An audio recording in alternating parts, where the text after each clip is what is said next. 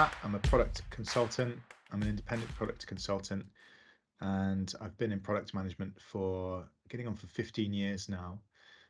Started as a software developer and used to manage large B2B products, and then also managed GoCompare.com as vice president of product for a number of years.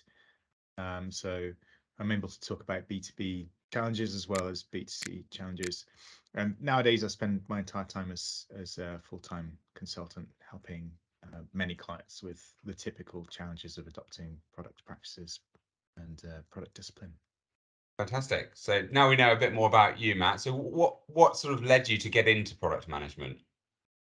Yeah, I came out of university and I took my first job, which was with GE as a software engineer. So they took a punt on a dewy-eyed fresh grad and said, "Here you go. Here's a software job." And I started that job, and that was pretty good.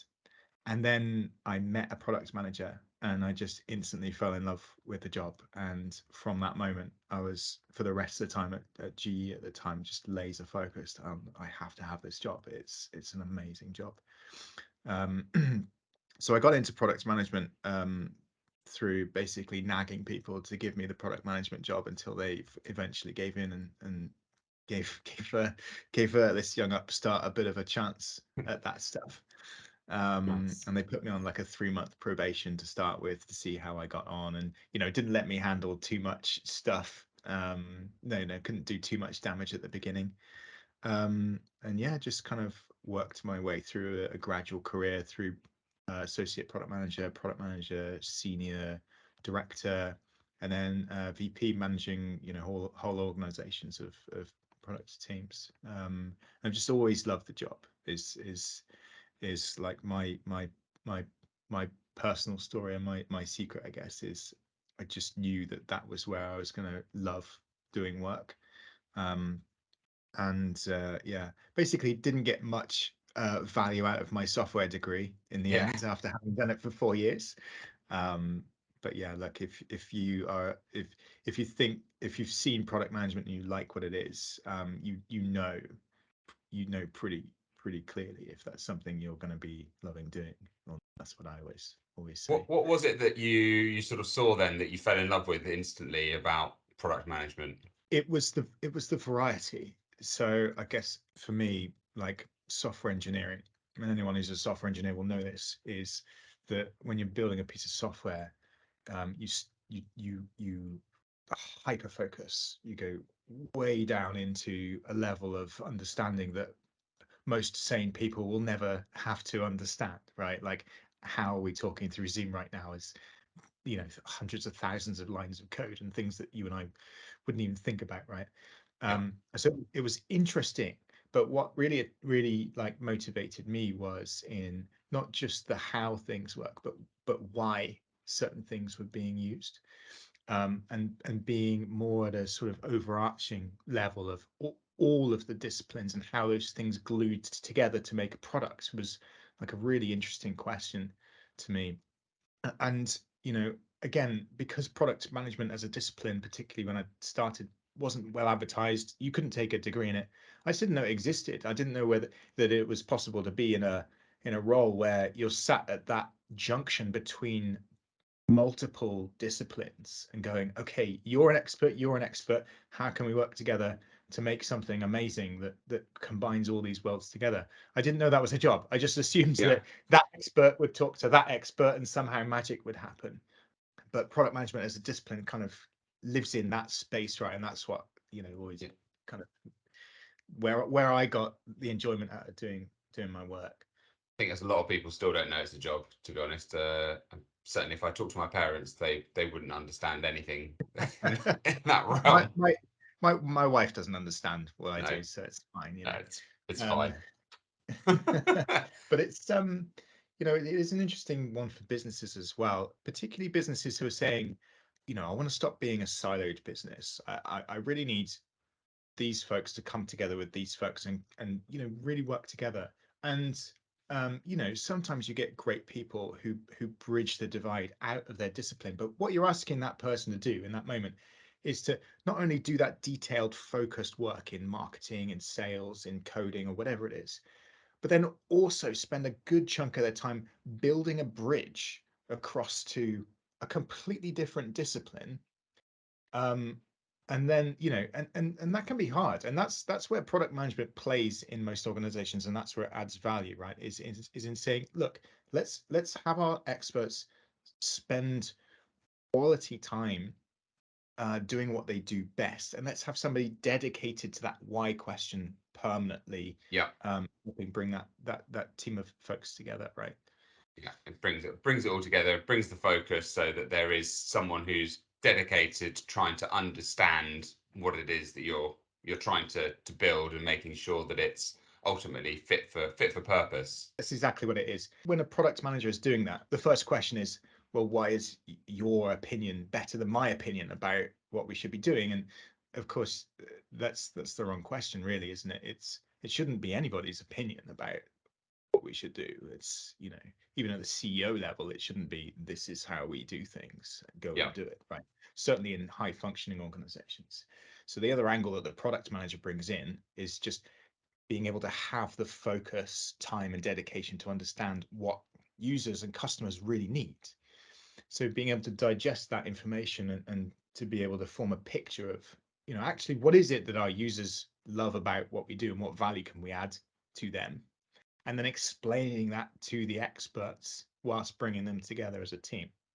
So that's like the third piece that comes in on product, isn't it? It's not just bringing people together. It's not just understanding the business. It's not just understanding how these functions work. It's bringing that perspective in of, why are we doing this stuff, and how might we do that stuff in a smarter way so that we're creating better value for those users.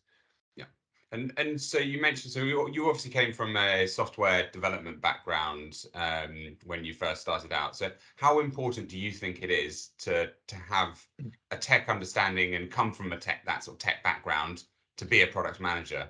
Yeah, there's this there's this great joke in product circles that whenever you ask a product manager a question, the answer is always, it depends. Right?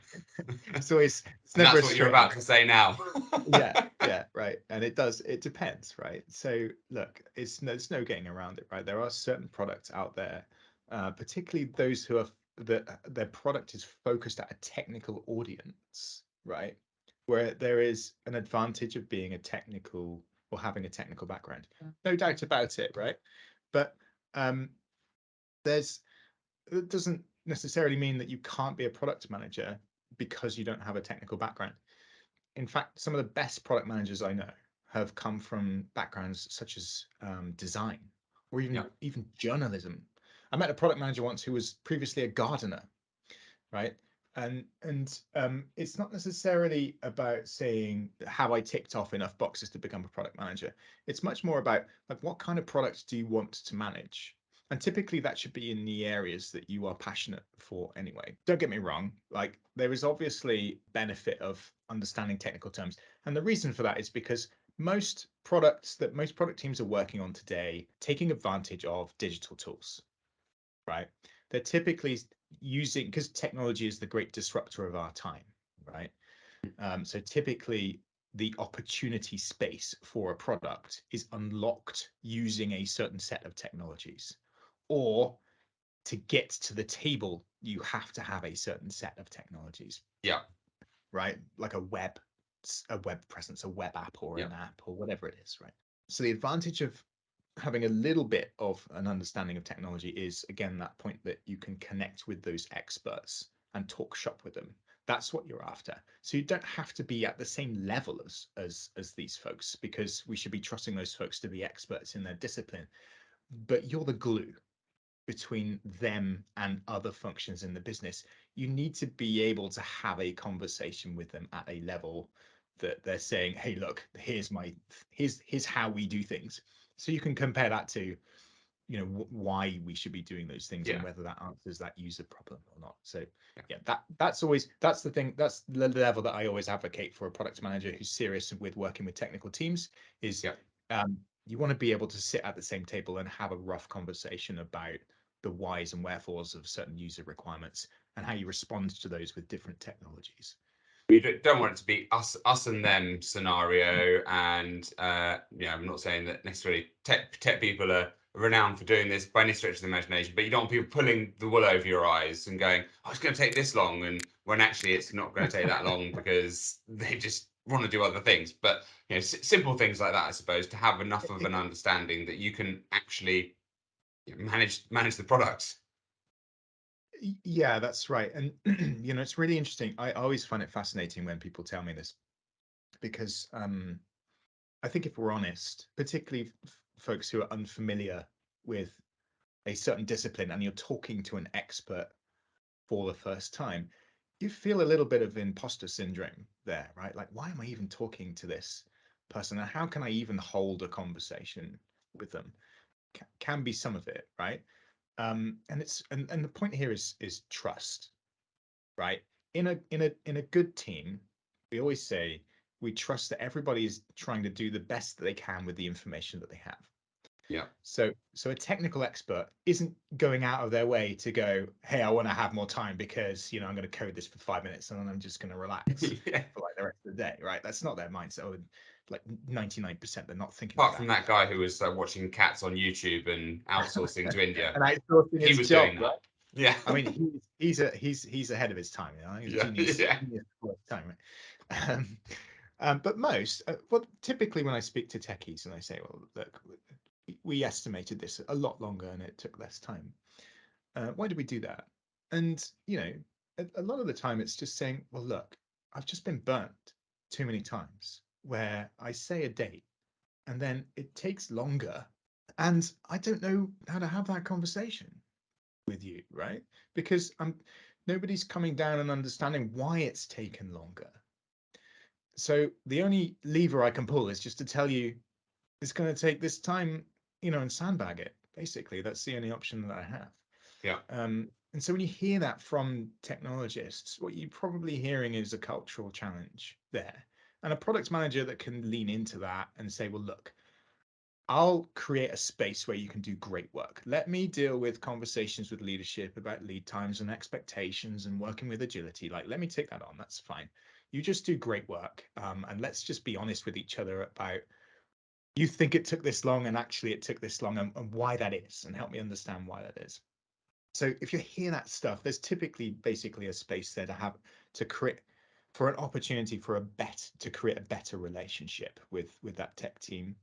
And product managers that take the time to do that will create more stuff and add more value to their users because they're working with a team that's motivated to do things and feel like they have the space to actually do proper work. Yeah. Which is what it's all about, right? In terms of bringing everyone together, making sure they're motivated to do the work that they need to do, quite frankly. And so you also mentioned that you've moved away from being sort of an in-house product manager and leading product teams that you've done before for many years. So what led you to launch your own consultancy? Well, it was January 2020, and I thought, what's the worst that could happen to go self-employed at this time? Um, but no, in all seriousness, where I got to in my career was, I've been fortunate enough to have been handed some amazing opportunities. VP of one of the most well-known brands in the UK, is a well sought after job, and a phenomenal achievement for anybody who gets to that point of their career. So, but what I was finding was it was interesting. It was the same sort of thing that happened when I first heard about product management from coming from software for the first time. It was a zoom out moment for me Mhm. where I thought, I'm adding a lot of value for this brand and it's good and it's fun. But when I look out across the landscape, I can see that there's many, many businesses out there that just don't even know what good looks like on this stuff. And I thought, there's an opportunity there to be able to help more of those folks, right? And I truly believe in a philosophy that says that those that just are able to be hearing about product management, to have heard about product management and understand the value that it drives and how to get there, even just a sample of that stuff will add phenomenal value to any business. And what was curious, what I had as a question at that point is, can I create repeatable, like digestible, like snackable pieces of product management for those types of organizations where they Yeah, can take that piece in, they can apply it in their business, and then the sort of the sort of value reward, the sort of like why do I feel good about what I do thing would be many products getting better and many users getting much more satisfaction out of these brands that they're trusting with their time and money. yeah, Um, and I thought that, obviously that consultancy is an ideal way of doing that, right? Because then you can be spending more time with more organizations, be having some great conversations with great people. And it's just an awareness thing, right? It's just saying, look, I'm not trying to sell you a big old, transformation plan and all that kind of stuff, because, you get enough of that already. It's just, I'm an expert, you're an expert in your space. Let's put those two things together and let's see how we can get this product to a better place than it is today. yeah. And do you typically work with sort of startups or established businesses these days, whereby they don't have a product team in place and they need that knowledge, or do you partner with product teams that are already there? How does that work? Yeah, it depends. Yeah. I knew you'd say that. Yeah, I do. I'll try not to say that too much. I should start a swear jar, right? Yeah. Um, yeah, you know what? I just think different organizations need different support. So when I talk with startups, and I'm in resident product entrepreneur at the Set Squared incubator in Bristol. So I talk with startups quite a lot. And those folks typically they're founders and they need to know how to put on the product hat every now and again when they're not being the finance person and they're not being, the Everything developer. else. And, she typically just needs uh, some pointers from me, and then she can crack on with creating that magic there. Um, so when I'm talking with scale ups, sort of Series A level, that's a different conversation, right? So they do typically need some leadership there, where they're thinking with a product hat and they're thinking about how to scale to market, and that's where they need probably some deeper help. And what I typically do in those spaces is I have some structured um, tools and services that again help that founder kind of dip into the product world for an amount of time, um, understand how they should be gearing the system up for scale and gearing the product up for product market fit, for example, and then can step out and get on with the rest of the job of launching this crazy thing that they decided to do. Yeah. And then I also work with groups of enterprise organizations or SMEs as well. They're typically what we're talking about is established product or certainly an established market, established presence, and they're thinking more about what they should be doing next. So the product has kind of gotten them to a certain point in the organization. They've had growth. They're in the golden years. But at some point, every product has a life cycle. And how do they think with a product mindset so that it's not at the 11th hour when everything's nosediving before they're trying to launch the new thing? Yeah. Ideally, the launch is happening here before that decline happens, and they're thinking about how they think about innovation, how they think about launching experiments into the market, how they understand what users need today. So those folks are much more about what's the next step, what's the next thing that we should be doing, and how do we get into that mode of continuous discovery and continuous deployment of value for our users. Okay, nice.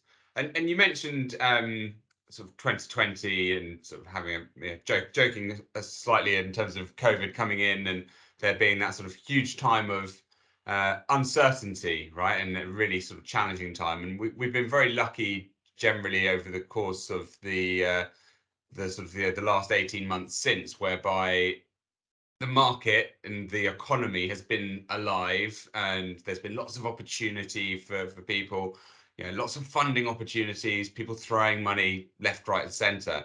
Now that's started to have a knock-on effect at the moment in the say the wider economy, with less people getting funding or less funding that they might have wanted or needed. So some challenges that were uh, unforeseen for a lot of people out there. As we move into this sort of time of uncertainty again, I don't think, again, I'm no analyst, but it's not going to be the same as sort of COVID and all the things that happened there. But how can companies effectively prepare for the challenging market ahead, and what can they do from a product perspective to get their house in order, do you think? Yeah, I mean, it's a really interesting question, right? Don't say it depends. Oh, I nearly did, but I didn't. Um, so I'll tell you why it's interesting, right? Um, just because a business is funded doesn't mean that they've actually found product market fit.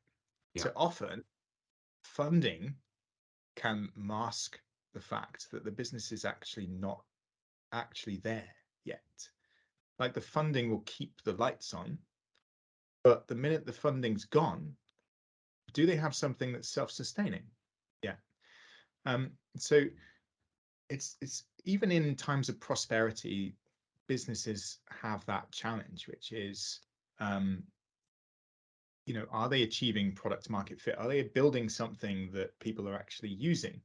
And will it sustain a business? Um, so in times of, of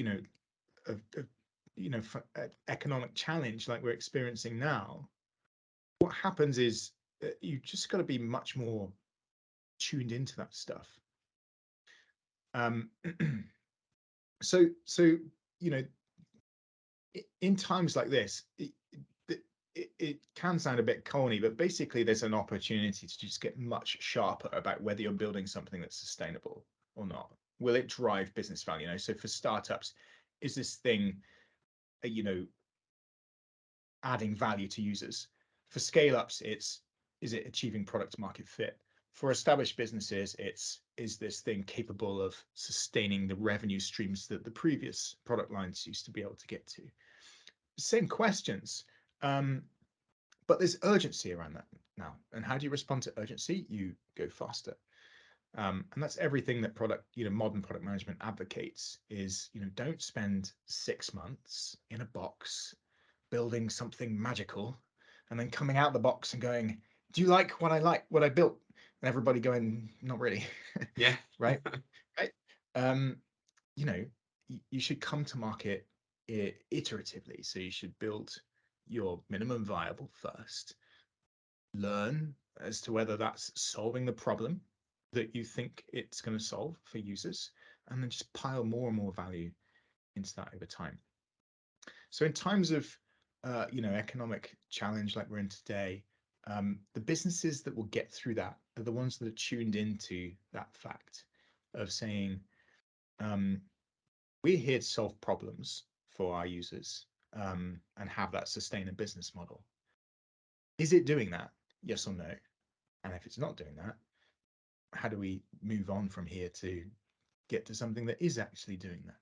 yeah, Right. And the entire product management discipline is focused around that question, right? That question of how do we build something that customers really, really love, that we're actually capable of building and can contribute to and fuel a business. That's sort yeah, of like magic Venn diagram or sweet spot or X factor, whatever you want to call that, right? That yeah. is that is literally what product management is here to try and answer.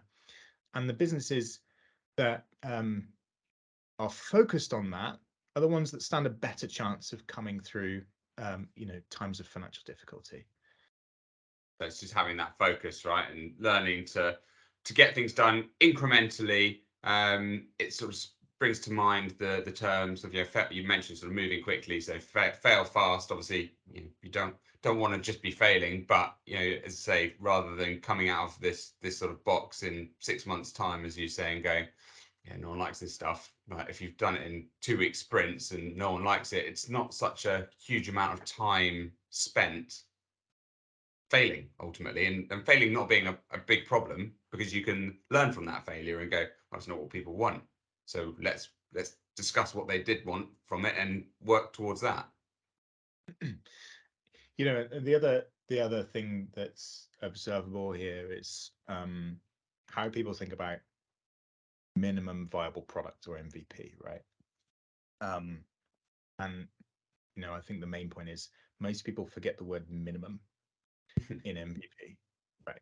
If an MVP is taking 6 months, it's not an MVP. Like spoiler, right? It's just you're building a product at that point. An MVP is a prototype, right? And the whole point of an MVP is to answer that question of, is this solving a problem? So an MVP is not a polished product. It's duct tape, sticky tape, and bits of cardboard. It's enough of the shape of a product that you can put it in front of somebody and go, here you go, use that. Does that solve your problem? And observe as to whether they're able to use it to solve that problem. Yeah, And then, and why are you doing that? You're doing that because then that gives you confidence that the core value proposition that you have theorized, and it is a theory at this point until it's actually hit product market fit, is on the money. It's in the right track, right? And then it's on the right track. That's when you start piling in the cash. But again, don't take 6 months doing that, right? And we live in an age, we're going to live in this ridiculous age where it's possible to launch an app in hours, right? And you know, evolutions like no code software solutions, for example, means it's possible to launch stuff quicker than ever, right? And you should take advantage of that, yeah, right? Like what? Think about why you're not able to put that value, that solution in front of the customer today, and is that a real, like, genuine problem, or is that just because you're executing in a certain way? And good product managers, good product management thinking folks, good product people are constantly asking that question about how might we deliver better value quicker for yeah. our users.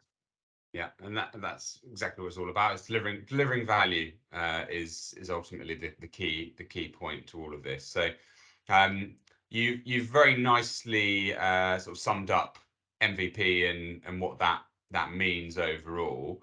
It'd probably be a good idea to talk about some of the other terms that get bandied around in product management and do a bit of maybe a bit of myth busting as to what these generally mean overall. So one of the other things that we mentioned earlier was product market fit, right? So what does that mean to you in terms of product market fit? Oh, and I think anybody who's in and around the industry will be hearing product market fit a lot. I was saying the other day on one of my LinkedIn videos that product market fit is now one of the main things that a VC will ask during investment. Like, how do you know you're getting product market fit, right? Um, so what is it? Well, um, you can trace it back to a guy called Mark Andreessen who wrote an article. I think it's out there on the internet still. You can Google for it. Um, and what he was trying to get across was this: um, most traditional businesses start with the idea of the product, build the thing, and then they go out to the market and go buy it and sell, sell, sell. Um, it probably didn't work back then. It definitely doesn't work today in the age of just having so many products that we can choose from. So he was arguing to flip that whole mindset and saying you have to um, you have to start with where's the demand, where's the problem in the market, right? So the market is, if you listen to the market properly, it's saying we haven't got a good solution to X. I have X problem, but the current solutions are not great, right? So you start with that picture, and then you go, okay, what are all the different ways that I could be solving for that? And then you come up with your MVPs and your tests. And then in the middle is product market fit, which is saying the demand is there, but also I have built something amazing that everybody loves and just solves that thing. And when you get to product market fit, a lot of people ask that question, like, when do you get to product market fit? Yeah, How do I know? And I always go, oh, you'll know because your phone will be going off the rocker. Um, and your demand will be going through the roof. Everything will be on fire. You'll not have enough people. Like you'll know when you have product market fit because everybody starts going, I need it in my Need it life. now. Yeah. And the other thing that happens, which some people don't think about when you hit product market fit, is actually your complaints line goes up, significantly up, and that's a good sign. And the reason it's a good sign is because it means that people are using it as one of the pillars, the things they rely on in their lives, right? And now they're going, it doesn't quite do the thing that I need it to do. Can you add X? It's like really frustrating me because I like need this thing to be working right now, Yeah. right? Whereas before you hit product market fit, everybody's going, oh, that's a cool new toy. Anyway, on with making a cup of tea or whatever, Yeah. right? So yeah, product market fit, like proper product market fit, is when you've like matched demand with a great solution, and suddenly everybody is like, that is the answer. That's the thing that we were missing. Nice. And what about so another term that gets bandied around quite freely, so roadmap, something that you hear quite often. Yeah, What does that yeah, mean? roadmap. Um, Yeah, so a roadmap is basically a list of the things that you would like your product to have. And there's a lot of product experts out there now that actually tell people to throw away their roadmaps, or certainly to throw away time-based roadmaps, because Yeah. you saying I need to get to X feature by Y date doesn't really make sense to your user, right? And doesn't really make sense to you as a business, right? What you should be asking is this: what is the most important thing that I could be doing next for my users? And let's just get that thing out there. When that's done, we move on to the next thing, onto the next thing, onto the next thing. So roadmap, a good roadmap, in whatever form makes sense to you, should be a list of the things that you want to get to next based on their priorities. And you should be constantly revising that based on what you're learning as well. So making sure that you've used your latest research, your latest insights, the latest feedback from your MVPs and your tests to go, Yeah. oh, that wasn't as important as we thought it was, but this thing that's like way down here actually is way more important, and that should come up. And you should be operating in a mode where you have permission to bring that thing up without it being needing to be signed off in triplicate because no, it doesn't match the budget plan anymore or anything like that, right? Okay. Nice. And final one, OKRs. OKRs, objectives and key results. Again, Correct. something that's used a lot. So, what is an OKR? It's basically an ambition with the O. It's like, I want to be a superstar. um, and then a KR, which is how you get there, like how you prove that you are now that thing. So it's an ambition, like something that is visionary. It's like you'll get out of bed statement in the morning, like I'm gonna go and change the planet. And then KR, the key results, is proving how you get there. So again, it's something that's used a lot, and I think as it's like everything else, it's a tool. If applied well, it can work well for some businesses that are geared up to be able to operate with them. Um, the main advantage that OKRs have, which some organizations miss, is that it brings cross-functional teams together. So a great OKR is one that is shared with multiple people, right? A cross-functional team. In some organizations I work with, I see that they build OKRs, like the CEO will set his OKRs and then they'll go to the CFO and CPO and then they'll come down to individual people. That's not an OKR. That is a personal objective or whatever it is, right? So a proper OKR is a shared sense of where would we love to go to, like what's our vision about where we'd love to get to, and how do we know when we've got there collectively, so that everything we do day to day, we can use it as a test to go, is this getting us closer to those things or not? Perfect. All right. All good. Is there anything else you want to talk about? We could talk a bit more about the problem mindset with some examples. Yeah. Could be quite a good thing. So you may have heard this term from some product leaders, and it may not have like glued in for you, and it's this being focused on problems rather than solutions, right? Yeah. So it's said a lot, but do we really understand what that means, and are we acting in that way? So what does it mean to be focused on problems rather than solutions? And you can use some great examples of some businesses that do this to really understand how it works. Basically, what we're saying is um, ideas are to a penny, and problems are principles based. So what does that mean? It means that there's this inconvenient truth, which is you could have the best idea in the world, and you may have spent a long time generating that idea. Um, but if it's not grounded against a real problem in the world, it's never going to be a workable product, right? And that can be hard for some traditional cultures to absorb because they're used to taking the next big idea from up higher on the shelf and building that thing and pushing it to markets, right? Um, but the truth of it is that you and I could sit here and come up with 20, 30 more ideas if we spent time just like locked away up in the mountains somewhere, and changed our perspective for a bit. We Yeah. could come up with a lot of different ways of solving different things, right? Um, and so and so, how do you get through that? Like, if all ideas if you don't know which ideas are good, which ones are bad, how do you get through that? Well, you have to start by grounding yourself in what is the real bedrock. So the bedrock should not be the idea. The bedrock should be the problem that the users or the market has. Um, and good product teams are focused on solving that problem in better and better ways over time. And they're throwing not just one idea, but 10, 20, 100 different ideas at that problem to see which ones are resonating with users and which ones are not. So some examples of businesses that get this right in a great way, things that everyone will know. Um, a good first example is McDonald's. Yeah. So what's the business of McDonald's?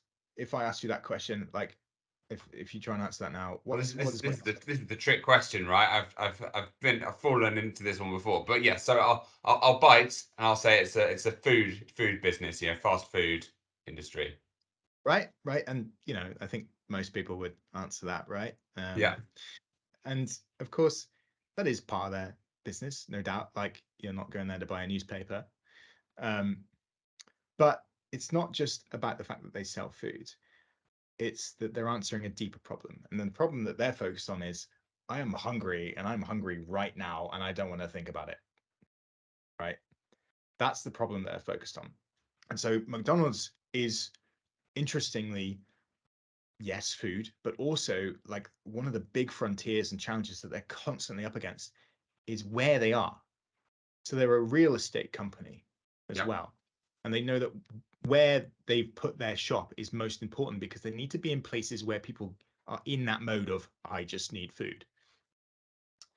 Um, so they're focused on real estate, speed, simplicity, and convenience, as well as food, right? Another typical example is Netflix, right? So Netflix is not just a movie streaming organization. It's focused on stopping you being bored. And you'll hear from Netflix that one of their big competitors is you going to sleep. Yeah. So they'll often say they're competing against sleep, right? Um, so with Netflix, what they're saying is they are solving that you are bored, would like to watch something that interests you, and you'd like to do that wherever you are. And that's why they were so confident in moving from physical tapes that could only be watched on a VCR attached to a TV to streaming, which they knew meant that they could eventually get to any screen anywhere, right? Back when So they were love wherever you film and post it through the box and off you go. are. I think we're aging ourselves now, mate. Yeah, sorry. Um, and then another example again is and one that's been a more recent story is Zoom, Yeah. right? Zoom again, is established now, but absolutely exploded a few years ago. Like it was being used, but suddenly it exploded. And you can look at that and you go, well, obviously it did because suddenly the problem that they were solving was so much more acute for everybody. And the problem that Zoom is focused on is how do you allow employees to collaborate when they can't be together? And you think about all that. So it's not competing with face-to-face stuff. It's competing with poor communication and misunderstanding and slowness through emails or phone calls without any video. And if you look at how Zoom operates, how it moves and how it's evolving and how it's integrating with things, it's constantly focused on improved collaboration. The problem is, how do I collaborate when I can't be there with you? How do we make that as best as we possibly can? Very good. So, Very nicely put. yeah, and product leaders that have focused on this are they're running with so much less risk. If you think of it like that, if the only thing you're focused on is one idea, you are a huge risk of failing. And all that effort that went into building that thing, I mean, I mean, I've been in teams when that's happened. It is heartbreaking having poured your life and soul into something for months that it's just not getting traction. Um, so, so staying focused on the problem and going, it allows you to just, if nothing else, it just allows you to be much more resilient when that idea is not right. You go, okay, that wasn't the right idea, but we're still correct about the problem. We can Yeah. still see the problems there. We just need to get, we need to change how we're thinking about how we're solving for that. There are I've, some other, I've, I've definitely fallen for that McDonald's trap before when the largest real estate company that sells food. yeah, But yeah, it's a good one actually. It's a real eye opener in terms of what people are actually doing and the problems that they're solving and the truth behind the companies and what they actually do and drives them to what they're perceived to be. Thank you very much.